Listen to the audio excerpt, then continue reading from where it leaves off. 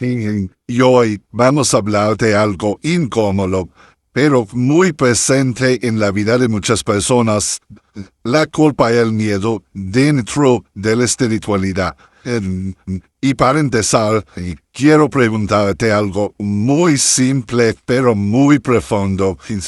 Y que, a ver, ¿la culpa es algo con lo que nacemos o es algo que aprendemos? ¿En qué momento el ser humano empieza a sentirse culpable por sentir, pensar o desear? Mira, fíjate que para mí la culpa no es algo con lo que nacemos. Para mí esto de la culpa es algo que se va aprendiendo en la infancia, en la educación, también cuando entramos en temas religiosos, en lo que es la cultura. O sea, si nosotros analizamos lo que es un bebé no siente culpa. O sea, por lógica, un bebé siente hambre, siente placer, siente miedo, puede que sienta incomodidad y también como cierta curiosidad por el mundo externo, por lo nuevo que está conociendo, pero no culpa.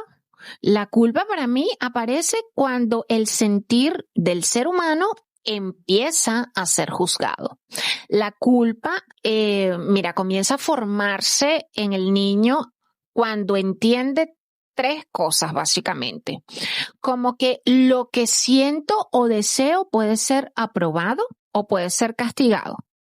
El amor puede retirarse si hago o siento algo que se considera en la sociedad que es incorrecto. Y como que hay partes de mí que no son aceptables. Y esto suele ocurrir cuando los niños están entre los 3 y los 6 años, que es cuando ya el lenguaje comienza a estar como ya más desarrollado.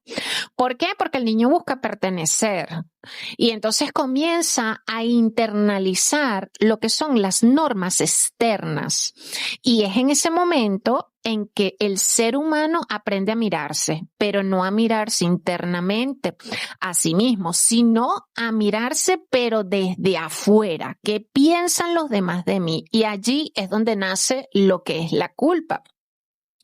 Porque en algún momento de esta niñez, nosotros aprendimos que, bueno, que sentir de pronto rabia es malo, porque nosotros, nuestra mamá nos dijo, mira, no prendas el televisor porque tienes que hacer tarea. Entonces ya me dio rabia. Entonces mamá te dice, no, eso de tener rabia es malo, eso no es bueno, eso no es positivo, y eso ya lo vamos almacenando en nuestra cabecita.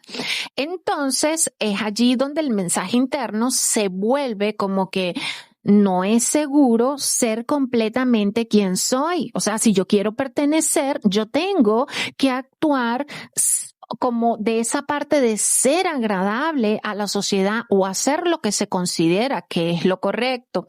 Y la culpa no regula en sí la conducta. Regula lo que es como la pertenencia, poder estar en un lugar sin ser juzgado o señalado. Y la culpa no es en sí que sea conciencia. Aquí tenemos que tener claro que la culpa y la conciencia son distintas, porque la conciencia es aquella que te dice, esto que hice no está alineado conmigo, pero puedo aprender. Y la culpa es la que te dice, hay algo mal en ti. ¿Y por qué? Por sentir, por pensar o desear esto que externamente no se considera correcto. Entonces, si vamos al caso, la primera opción, o sea, el primer ejemplo que te di, expande, y la segunda te encoge. Entonces ahí como de pronto uno puede preguntarse, ajá, pero ¿de qué sirve todo esto en los sistemas religiosos? ¿Para qué le inculcan la culpa al ser humano? Y pues allí, si indagamos, vemos que históricamente la culpa fue una herramienta muy efectiva. ¿Para qué? Pues para controlar las conductas, para asegurar la obediencia, para sostener jerarquías, para regular deseos, para mantener una cohesión social. La culpa no es algo que nace del alma, esto es algo que nace del sistema. Entonces, aquí si nos ponemos a pensar, oye, ¿qué pasaría si dejáramos de sentir culpa, no? No nos volvemos irresponsables. aquí nos volveríamos como más consciente, porque la culpa entonces sería reemplazada por la responsabilidad del ser humano. Una coherencia interna, una elección, unos límites sanos, básicamente una ética propia, ¿no? Entonces, acá viendo, pues ya vemos que el ser humano no se siente culpable por naturaleza, se siente culpable cuando aprende que ser él mismo puede costarle amor, puede costarle aceptación o hasta la seguridad.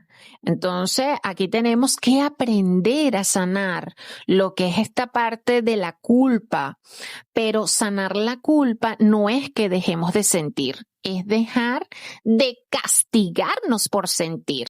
Ok, esto está muy bien, pero para aclararle a la audiencia, tenemos que muchas veces se confunde esto de la culpa con la responsabilidad. ¿Cómo podríamos distinguir una de la otra desde la conciencia? A ver, igual esto creo que te lo mencioné en la anterior pregunta que me hiciste. O sea, sí suelen confundirse todo el tiempo. Y esto no es casual. Desde la conciencia, la diferencia es clara, pero primero hay que sacarla de lo que es el plano moral y llevarla a lo que es el plano interno. La culpa, digamos, versus la responsabilidad. La culpa nace del juicio, mira el pasado para castigarse, dice, soy incorrecta, hay algo mal en mí. Es como que contrae al cuerpo, ¿sabes? Genera vergüenza, miedo y es como un autoataque. Te deja paralizada o sometida. Necesitas como sentir como que cierto castigo para equilibrar. La culpa no repara, solo es como que hiere y repite constantemente dentro de tu cabeza que hiciste algo mal. En cambio, la responsabilidad nace de la presencia. La responsabilidad mira lo que es el presente para comprender. Dice, esto pasó, ¿y qué hago ahora? Es como que en vez de contraer el cuerpo como la culpa, esta expande el cuerpo, genera claridad, límite, acción, te devuelve el poder, porque buscas una coherencia, no estás buscando un castigo. La responsabilidad no juzga al ser, solo observa el acto. La diferencia acá es clave y esto es muy importante. Si al pensar en lo ocurrido te encoges, bajas la mirada, te justificas o te atacas, esto es culpa.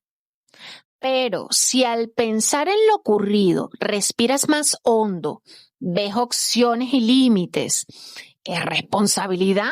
El cuerpo nunca miente. La culpa pregunta como, ¿qué hice mal yo como persona? Mientras que la responsabilidad pregunta, ¿qué aprendí y qué necesito hacer distinto? Si te das cuenta, ¿no? Una destruye identidad y la otra construye conciencia.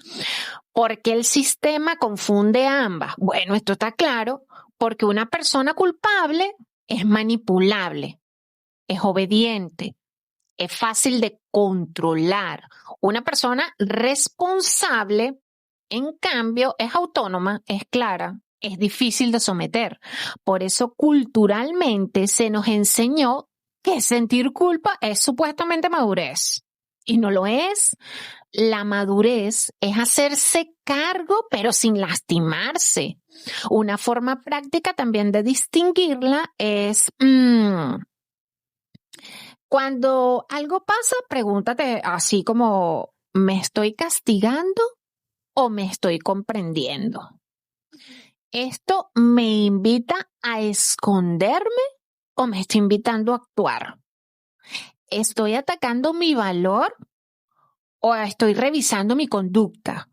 Si hay ataque al valor, esto es culpa. Si hay revisión de conducta, responsabilidad. Y una frase para integrar: la culpa me ata al pasado, la responsabilidad me devuelve a presente. Es así, simple y claro. Oye, mira, esto está muy bien, ¿no? Entonces la culpa, recuerden chicos, la culpa siempre te va a llevar al pasado y te va a hacer encogerte, mientras que la responsabilidad te va a devolver al presente y te va a permitir expandirte. Tengan esto bastante claro. Ahora bien, ¿qué papel juega el miedo dentro de muchas creencias espirituales o religiosas? Oye, mira, el miedo sin duda ha sido uno de los pilares más poderosos dentro de muchas creencias espirituales y religiosas. Aunque si analizamos, pocas veces se le nombra con honestidad, vamos a estar claros. No porque la espiritualidad nazca del miedo. Ojo con eso, sino porque el miedo fue usado para administrarla, que es totalmente distinto. Y aquí el miedo juega muchísimos papeles. Tenemos el miedo que es usado como mecanismo de control, ya que el miedo permite que una creencia simplemente se obedezca sin cuestionamiento, se herede sin revisión, se sostenga incluso cuando duele, y cuando alguien cree que puede ser castigado por pensar, condenado por sentir, excluido por dudar, en ese momento ya el ser humano no elige la fe, simplemente se somete a ella. También el miedo es usado como sustituto de la experiencia. Si analizamos en muchas religiones, el miedo reemplaza lo que es la vivencia directa. En lugar de que te digan a ti, conoce por ti mismo, te enseñan, cree porque dudar de esto es peligroso. Esta entidad te puede pasar factura. Entonces el ser humano ahí como que evita conocer por sí mismo y simplemente sin cuestionar dice, no, yo tengo que creer porque si no esto es peligroso. Y ya está. El miedo evita que la experiencia sea realmente interna, porque una persona que experimenta ya no depende de un intermediario, ¿sí me entiende? O sea, como esas religiones que siempre te dicen, no, porque es que él sabe más que tú y tú siempre tienes que buscarlo a él para que él te guíe dentro de la religión, en vez de decirte interioriza, o sea, eso es tu naturaleza, la conexión con la divinidad. Pero bueno, seguimos con lo que es el miedo para no desviarnos del tema. También el miedo es usado como gestor de la culpa. ¿Por qué? Porque el miedo necesita de la culpa para sostenerse. Entonces aquí hay miedo al castigo, o sea, culpa por desear, miedo al rechazo divino, culpa por ser humano, miedo al error, culpa por explorar, y así se crea un círculo cerrado. Es miedo, es culpa, es obediencia y es miedo. También usan el miedo como regulador del cuerpo y del deseo. ¿Por qué? Porque muchas creencias han desconfiado del cuerpo, de lo que es el placer, del gozo, de la sexualidad, del disfrute. ¿Por qué? Porque el ser humano conectado a su cuerpo es menos controlable. Entonces, el miedo al deseo corta la conexión con la intuición. Aquí está también el miedo usado como una falsa protección. A menudo se presenta como, no, tienes que tener cuidado, tienes que hacer esto y aquello y tienes que confiar y tienes que creer y tal, porque esto es por tu bien. Tienes que tener cuidado porque tienes que hacer esto así, porque esto es porque vamos a salvar tu alma. O también te dicen, esto es para que no te pierdas. Entonces uno va ahí con mucho miedo porque uno dice, no, sí, tengo que hacer esto así porque aquí me protegen de todas esas cosas malas. Entonces aquí tenemos que tener los pies sobre la tierra. El amor que necesita miedo para sostenerse no es amor, es dependencia. Entonces, ¿el miedo es espiritual? No, el miedo no despierta la conciencia, la contrae. Lo espiritual auténtico, real, no te amenaza, no castiga, no te persigue. no exige miedo para existir. Donde hay miedo, hay un poder vertical. Donde hay conciencia, hay una responsabilidad interna, una distinción muy importante. No toda religión usa el miedo, hay que tener eso también claro. Pero toda espiritualidad basada en miedo deja de ser liberadora. La pregunta clave no es aquí en qué crees, sino desde dónde estás creyendo. ¿Desde el miedo o desde la experiencia? Y cierro con esto. Si una creencia te acerca a ti misma o a ti mismo, te vuelve más libre, más consciente y más responsable. Es espiritual, ¿ok? Si una creencia te separa de ti, te hace temer, te hace culparte o negarte, no importa cómo se llame, no es liberadora. Así que ustedes no tienen que creer en lo que yo les digo, simplemente internalicen. Internalicen. Nuestra naturaleza está en poder conectar con la divinidad porque somos seres espirituales viviendo una experiencia en plano terrenal. Las respuestas están dentro de cada uno de ustedes y eso siempre se los he dicho. Oye, te tengo otra pregunta. ¿En qué momento la fe deja de ser una conexión y se convierte en control para el ser humano? Tenemos que tener claro que la fe no nace para ordenar al ser humano, nace para recordarnos nuestro origen. En su estado más puro, la fe es una frecuencia de unión. No hay separación entre quien cree aquello en lo que cree y la experiencia que está viviendo. En ese nivel no existe culpa, castigo ni obediencia. Aquí solamente hay coherencia. La fe deja de ser conexión en el instante que se introduce lo que es la separación. Separación entre lo humano y lo divino, el sentir y lo correcto, la experiencia y la verdad, la conciencia y la autoridad. Cuando aparece la idea de que hay algo externo que sabe mejor que la conciencia viva, en ese momento la fe muta, no por maldad, sino por miedo a la autonomía del espíritu. Entonces la fe se convierte en control cuando pasa de ser un recuerdo de unidad a ser básicamente un sistema de gestión de comportamiento humano. En ese punto ya no sirve la conciencia, en ese punto sirve la estructura. A ver, les voy a dar un ejemplo simple, ¿no? Imaginemos el fuego. En su estado natural, el fuego da calor, ilumina, transforma. Nadie le dice al fuego cómo ser fuego. Y eso es la fe como conexión. Cuando alguien decide controlarlo, se construyen cercos. Porque te dicen no te acerques demasiado, solo usa el fuego así, si lo usa distinto te quemarás. Y el fuego sigue siendo fuego. Pero ahora el miedo reemplaza la experiencia directa. Y esa fe es la fe convertida en control. ¿Sí me entienden, no?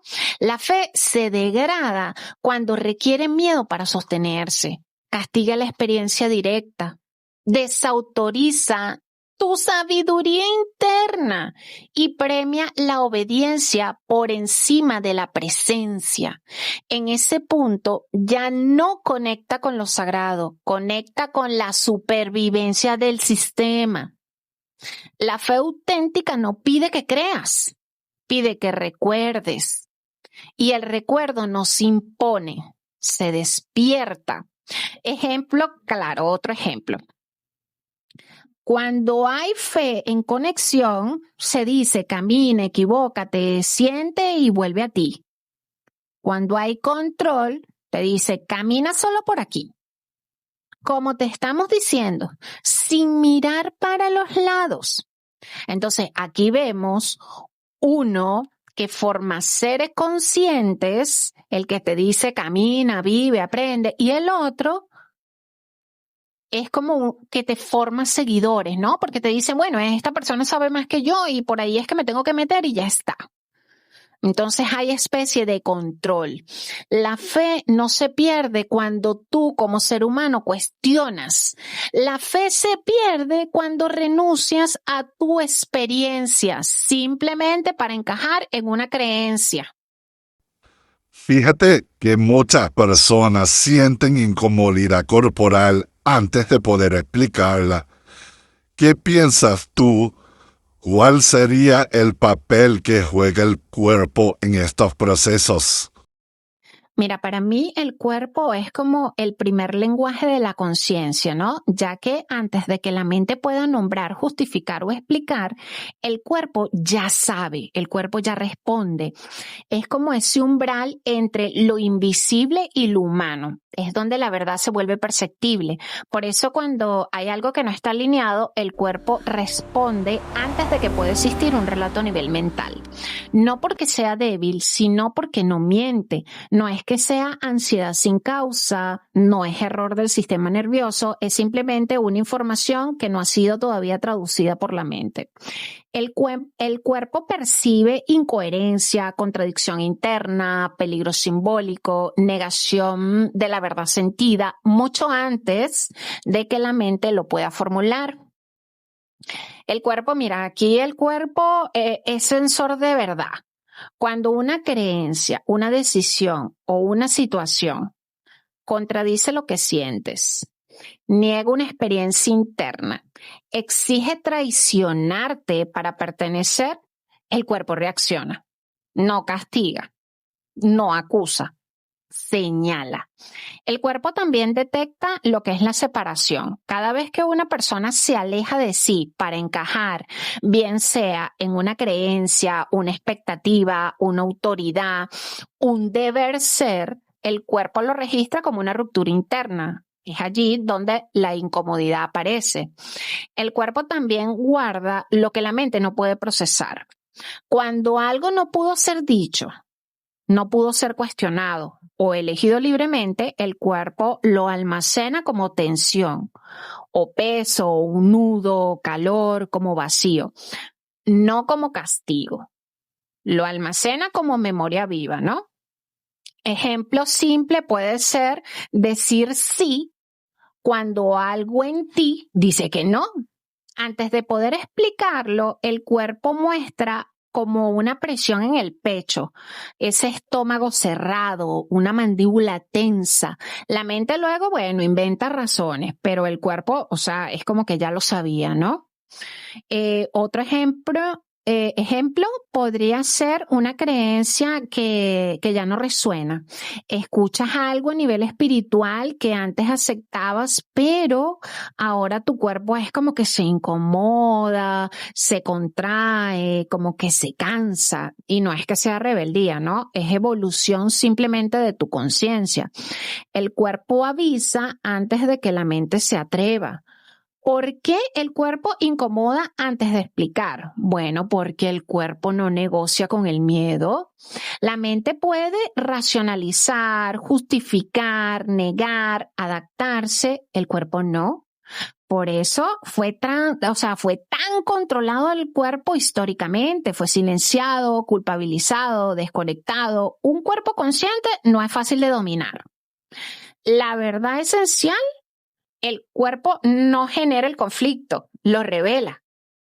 La incomodidad no es el problema, es el mensaje previo a la conciencia. Entonces, recuerda, el cuerpo habla cuando el alma ya entendió y la mente aún no se atreve.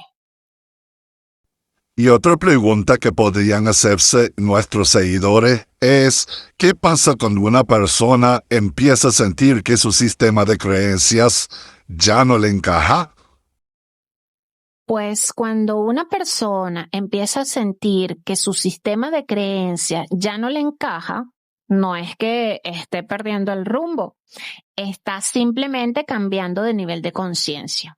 A ver, mira, un sistema de creencias no es la verdad.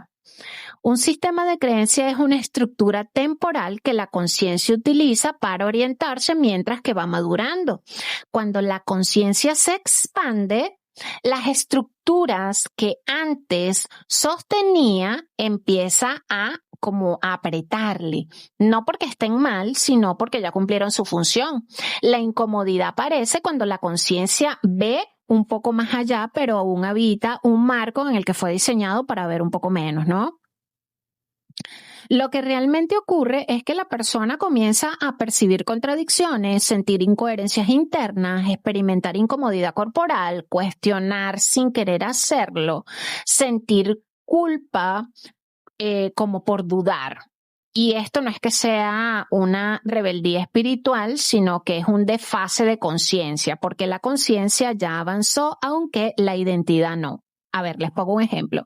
Imaginemos que ya siendo adulto queremos usar ropa de cuando teníamos 10 años que está en buenas condiciones. No es que sea ropa mala, no es que esté rota.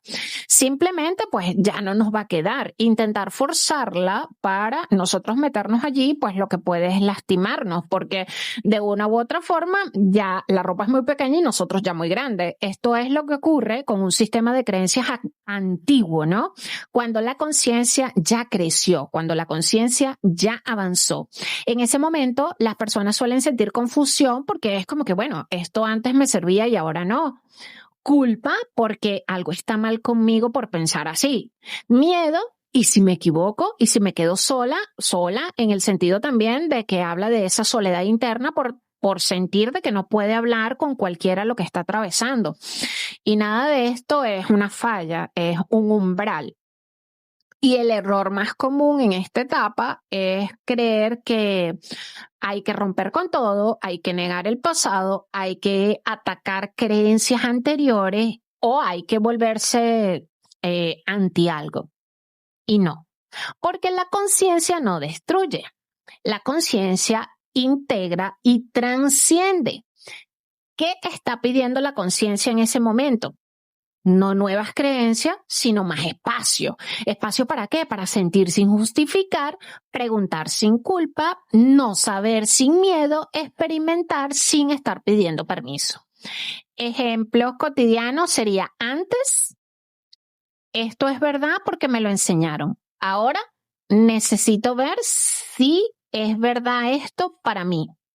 No se pierde la fe, se pierde es la dependencia. Recuerden que yo soy tarotista y yo siempre les digo a las personas, no creas 100% en mí, toma el mensaje que resuena contigo, internaliza. Yo no me canso de repetirles que a través de procesos de meditación ustedes pueden llegar a la verdad, ustedes pueden llegar a obtener esa respuesta que tanto están pidiendo. Entonces, la señal más clara de que es un proceso real, que ya no puedes creer como por creer.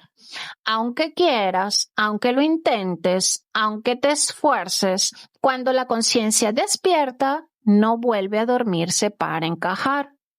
Y hay una verdad que tenemos que tener clara. Esto no es una crisis espiritual, es simplemente una transición de madurez.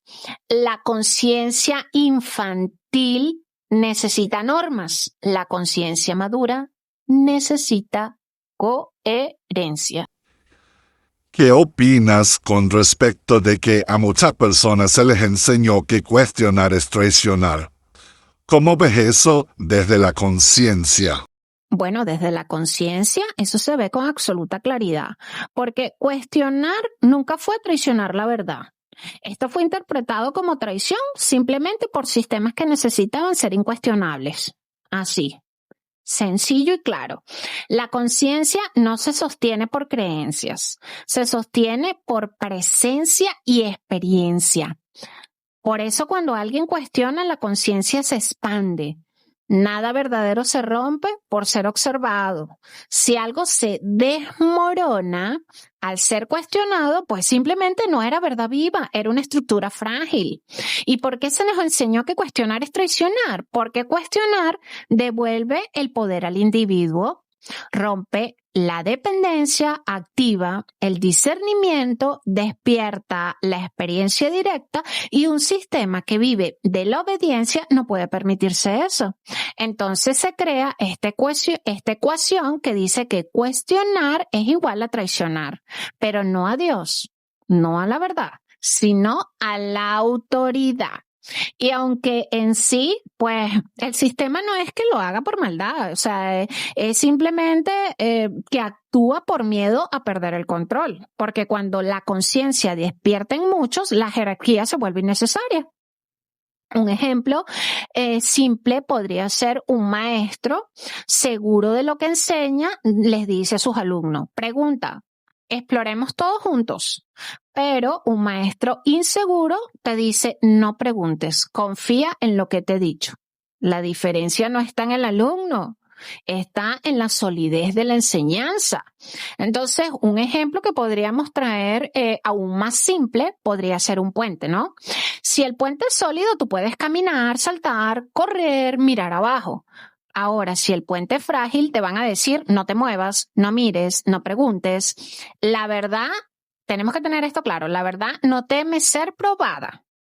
¿Qué ocurre en las personas que cuestionan? Pues aparece culpa automática, miedo a perder el amor o pertenencia, cierta sensación de estar fallando, conflicto interno, no porque estén haciendo algo mal, sino porque está saliendo del condicionamiento, ¿no? Desde la conciencia, la traición real es otra, es como no cuestionarte, es traicionarte a ti mismo por miedo a perder lo que es la aceptación. La conciencia no pide lo que es una lealtad ciega, es una honestidad interna, ¿no? Una coherencia. La distinción clave sería cuestionar desde la conciencia, no es atacar, es mirar con presencia. La mente ataca, la conciencia observa. Otro ejemplo cotidiano que tenemos acá sería como antes creo esto porque me lo dijeron. Después sería como necesito sentir si esto es verdadero en mí. Eso no es traición para nada, es simplemente aquí lo que podemos apreciar es una maduración a nivel espiritual. Aquí, otra verdad que tenemos que tener claro es que si una creencia necesita que apagues tu discernimiento para sostenerse, no te está acercando a lo sagrado, te está alejando de ti. Así que ojo con eso. La conciencia no rompe vínculos, rompe ilusiones de dependencia. Y solo lo que es real sobrevive a la observación honesta. Oye, ¿y por qué crees que la culpa ha sido tan eficaz como herramienta de control espiritual? La respuesta es muy clara y muy incómoda a la vez. La culpa ha sido tan eficaz porque actúa desde adentro. No necesita vigilancia externa, ya que la persona se vigila sola. A ver, la culpa no es una emoción natural del espíritu. Es una frecuencia que ha sido inducida que fractura la unidad interna del ser. Cuando una persona se siente culpable, se separa de sí mismo, comienza a desconfiar de su sentir, busca redención afuera, entrega su poder interno. La culpa no viene a dominar el comportamiento, domina en sí lo que es la identidad. Y quien domina la identidad no necesita controlar el cuerpo. Entonces, ¿por qué ha sido tan eficaz? Porque convierte la obediencia en virtud. La culpa logra que la persona obedezca sin ser obligada, se autocensure, se castigue por sentir lo que sea, crea que el sometimiento es humildad. El control ya no viene de fuera, vive dentro del ser. También es eficaz porque de una u otra forma se mezcla con el amor. La culpa se introduce junto al afecto. Entonces te dice, si haces esto, decepcionas. Si piensas así, fallas. Si dudas, no mereces. Y así el miedo no viene siendo al castigo, sino a perder el amor y la pertenencia. Aunque esto sea profundamente humano, igual es profundamente efectivo. También es eficaz porque desactiva la experiencia directa. Una persona culpable no confía en su percepción, no valida su experiencia, necesita básicamente intermediarios, renuncia a lo que es su intuición. La culpa corta la relación directa con lo sagrado y la reemplaza por lo que son las reglas. Otra cosa por la que es eficaz es porque paraliza sin parecer violencia, ya que la culpa no grita, no golpea, no amenaza de forma visible, pero encoge el cuerpo, fragmenta la identidad, apaga el discernimiento. Es como una violencia, pero como silenciosa, ¿no? Y por eso, bueno, puede durar hasta generaciones. Un ejemplo podría ser, imaginemos un niño que va a explorar, ¿no? El control externo es, no hagas eso. El niño va a obedecer y no lo va a hacer, pero mientras lo estén mirando. En cambio, por la parte de la culpa, te dice, no hagas eso, porque si haces eso, vas a decepcionar a tu mamá, a tu papá, a tu abuelo, X persona. Entonces, el niño va a dejar de hacerlo incluso cuando está solo. Y ahí está la eficacia, ¿no? También un ejemplo espiritual cotidiano podría ser una persona que siente algo que no encaja con la doctrina. Antes de explorar, aparece como esto está mal, no debería sentir esto, algo está mal conmigo. Es como que la experiencia muriese antes de nacer, ¿no? Porque la gran ilusión te enseñó que la culpa purifica, corrige, eleva, pero desde la conciencia sabemos que eso no es verdad, que la culpa no transforma, solamente somete. Lo que transforma en realidad es la responsabilidad, la presencia, la comprensión y la coherencia interna del ser. Una de las traiciones más profundas que nos podemos hacer o que nos hemos podido hacer no es la de traicionar a Dios. Fue en realidad la de traicionar la experiencia interna para encajar en un sistema.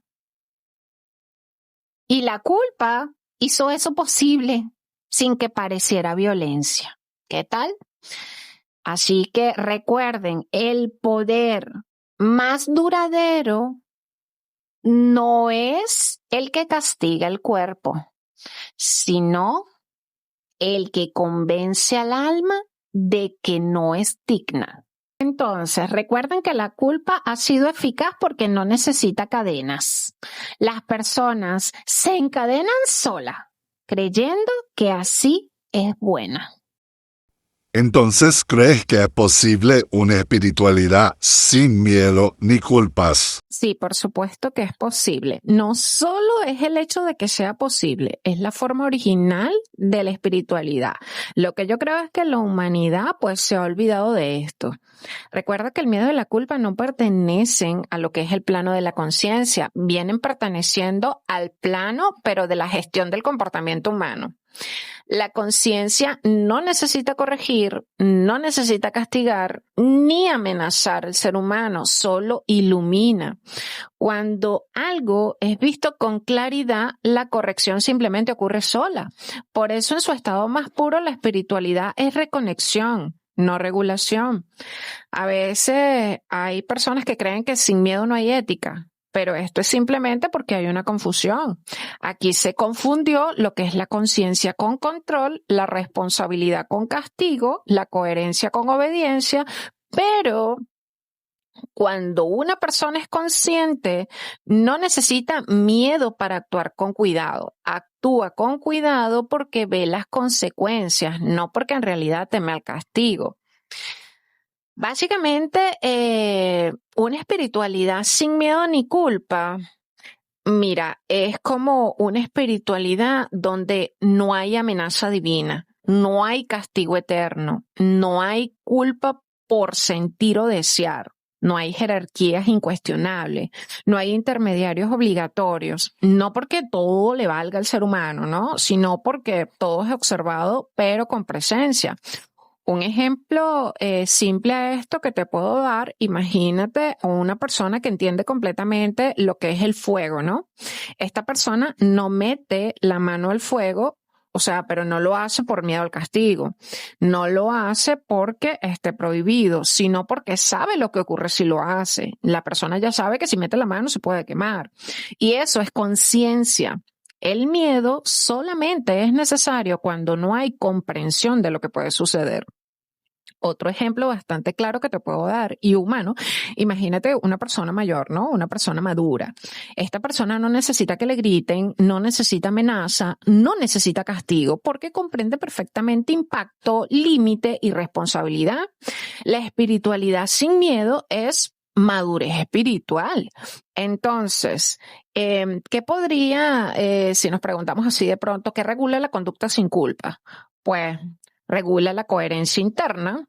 Cuando una persona está conectada, siente cuando algo no está alineado, también percibe el impacto de sus actos, ajusta sin autoatacarse, ya que la conciencia ajusta en el tiempo presente. Entonces, a veces yo digo que nos preguntamos, bueno, pero ¿por qué esta espiritualidad incomoda tanto a los sistemas, no? Y la respuesta es sencilla, porque esta espiritualidad no genera dependencia, no crea lo que es una obediencia ciega, no necesita vigilancia y no se hereda por miedo, simplemente se vive. Y lo que se vive no se controla fácilmente, ¿no? La gran confusión histórica acá es que se pensó que al quitar el miedo a la humanidad, esto llevaría totalmente al caos. Pero desde la conciencia ocurre lo contrario. El miedo genera represión, la represión genera sombras, la sombra genera actos inconscientes. En cambio, la conciencia integra y el miedo fragmenta. Entonces, pero bueno, yo siento que el sistema con tal de mantenerse, pues ha hecho tantas cosas que, en fin. La espiritualidad sin miedo ni culpa no te dice qué hacer. Te devuelve tu propia capacidad de ver. Y cuando ves con claridad, sabes que no necesitas amenazas para actuar con respeto. Entonces, que sí es posible, sí, es posible una espiritualidad sin miedo ni culpa. Y esto no es nuevo. Es más antiguo que los sistemas que ahora intentaron administrarla o intentan administrarla. No te quita la humanidad, más bien te la devuelve. Muchas personas sienten que si sueltan ciertas creencias se van a perder. ¿Qué dirías tú sobre eso? La verdad es que nadie se pierde por escucharse.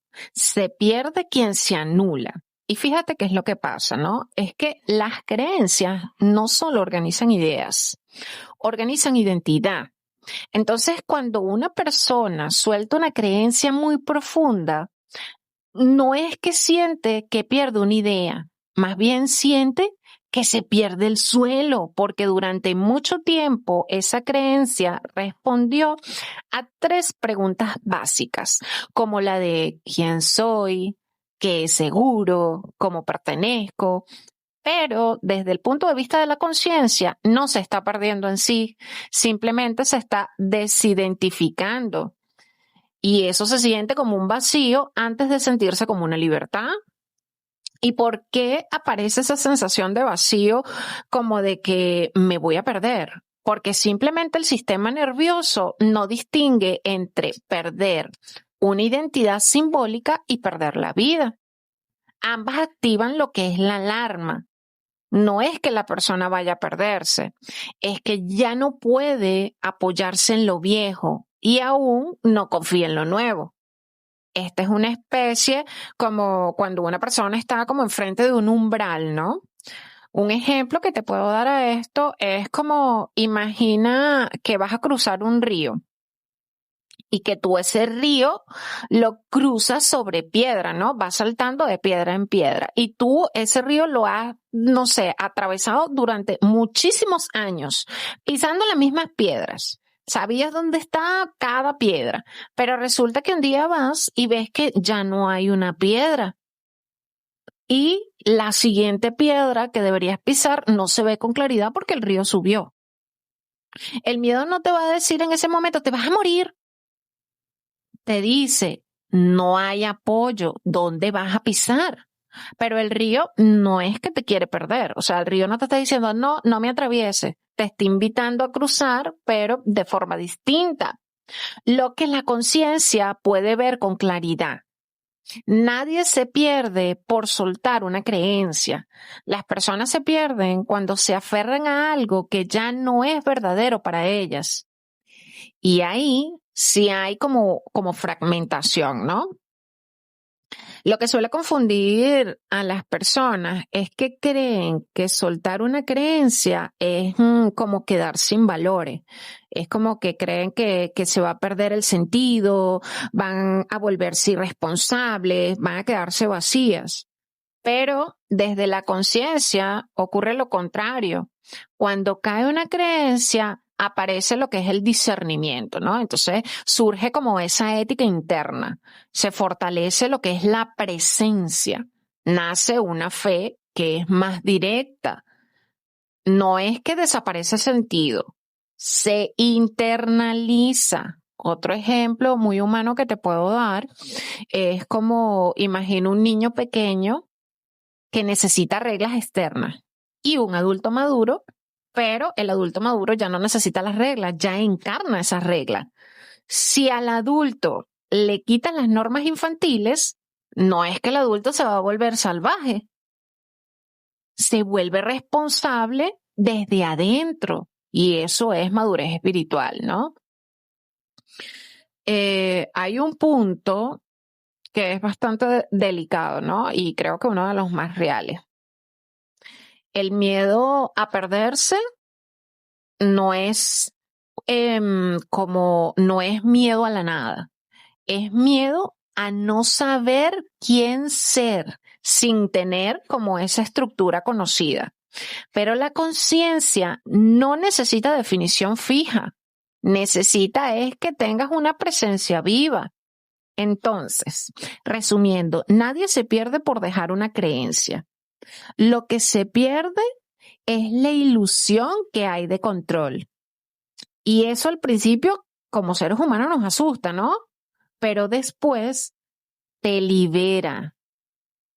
Y si alguien está escuchando esto y se siente removido, ¿qué sería un primer paso consciente? Si tuviera que resumir, sería no cambiar de golpe, observar, respirar, cuestionar con amor, no forzarse, no buscar respuestas afuera de inmediato. Eso sería básicamente, ¿no? Pero bueno, vamos a ondear en el tema. Un primer paso consciente no es hacer nada grande. Es no huir de lo que se movió. Desde la conciencia, cuando algo se remueve interiormente, no es para empujarnos, es para invitarnos a estar en tiempo presente. Cuando una persona se siente removida, la conciencia ya tocó una verdad interna. Pero esto no es que pide decisiones inmediatas, no pide rupturas rápidas, no pide respuesta, pide una presencia sin violencia. Uno de los errores que se suelen cometer es querer correr, ¿no? Como entenderlo todo ya, explicarlo rápido, corregirse, volver a encajar a la fuerza. Y hay que recordar que la conciencia no empuja, la conciencia acompaña. Entonces, en sí, ¿cuál sería ese primer paso real? Detener la huida interna, más nada.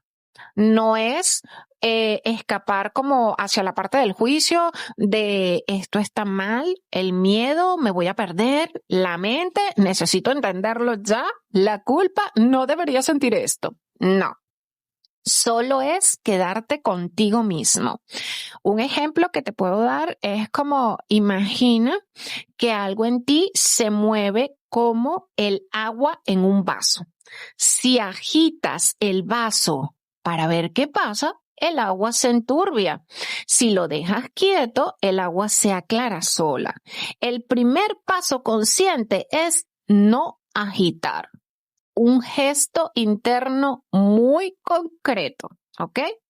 Puedes decirte sin drama, algo en mí se movió, no tengo que resolverlo hoy, puedo quedarme presente. Eso ya es básicamente una conciencia en acción.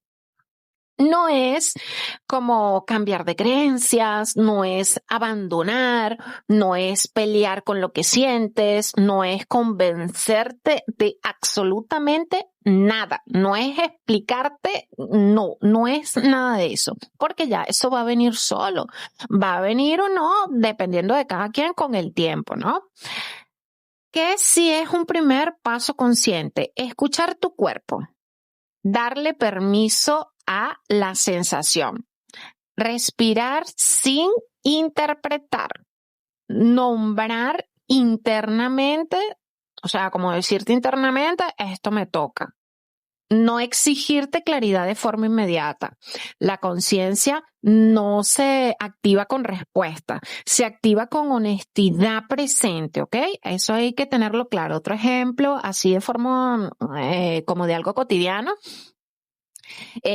sería como si algo de lo que escuchas te incomoda, te mueve el pecho, te deja en silencio, te quita ganas de discutir. Eso no es confusión, es contacto. El primer paso no es entenderlo, es simplemente respetarlo. Nada que sea verdadero en ti necesita prisa. La prisa es del miedo. La conciencia camina lento y firme, ¿ok? Entonces, si esto te removió, no hagas nada extraordinario. Solo no te abandones a ti mismo o a ti misma en el intento de como volver a encajar de forma rápida. Eso ya es un acto profundamente consciente. Simplemente mantente contigo mismo. Para cerrar este episodio, ¿qué mensaje te gustaría darle a quien está transitando este proceso? Mira, yo como muchas personas he estado atravesando este proceso y siempre digo que me gusta hablar desde mis propias vivencias, ¿no?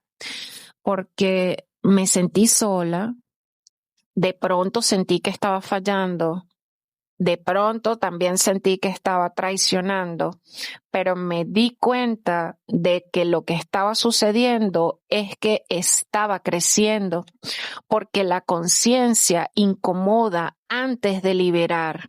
Y me di cuenta que la culpa pierde poder cuando se le mira.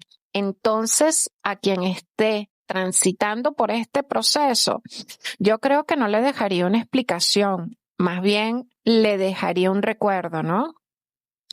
Le diría que recuerde que no está rota, que no está fallando, que no está perdiendo, está desaprendiendo una forma de sostenerse para aprender a habitarse a sí mismo.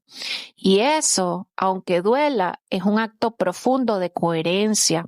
No todo lo que se cae era falso, pero ya no todo lo que fue verdad puede seguir siéndolo ahora. Honrar tu proceso no es traicionar tu pasado, es reconocer que creciste. Habrá momentos de silencios incómodos, porque yo los pasé, de soledad interna, de preguntas sin respuesta, de sensación de vacío. No trates de llenarlos rápido. El vacío no es ausencia, es un espacio nuevo. No necesitas tener claridad para seguir. Solo necesitas honestidad contigo. Si algo ya no resuena, no lo fuerces por miedo. Si algo aún sostienes, no lo sueltes por presión. La conciencia no exige pureza, exige verdad vivida. Y otras palabras que debo decirte o que siento que debo decirte para cuando estés en esos momentos de que sientes como que se tambalea el piso, es que no estás sola o solo. Aunque no puedas explicarlo, aunque no puedas nombrarlo, aunque otros no entiendan, la conciencia no siempre se siente luminosa, ¿sabes? A veces se siente como desnuda y aún así es más real que cualquier certeza prestada. Entonces te digo, camina despacio, respeta tu ritmo, no te violentes para llegar a ningún lugar. No estás yendo hacia afuera, estás volviendo a casa. Y eso, aunque en un principio asuste, nunca fue un error. Y una vez más, gracias por acompañarme durante este nuevo episodio. Recuerda que no busco darte respuestas cerradas, busco abrir un espacio interno y si algo se movió en ti, simplemente respétalo, no lo apures. Nos vemos en un próximo episodio. Recuerda darle like, comentar, suscribirte y compartir. Bendiciones infinitas.